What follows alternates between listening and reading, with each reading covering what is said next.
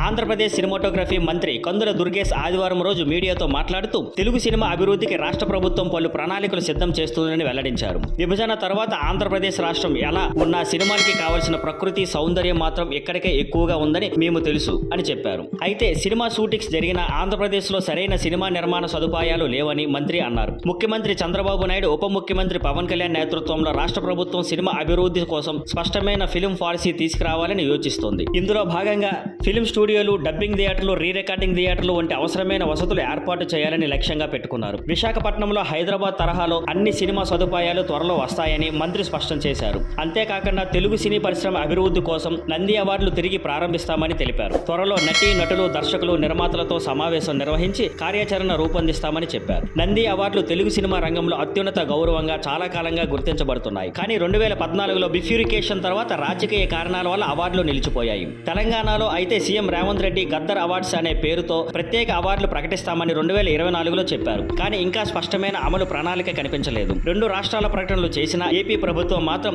ఈసారి నంది అవార్డుల పునఃప్రారంభానికి గట్టి అడుగులు వేస్తుంది. Thank you for watching. Please like, share and subscribe.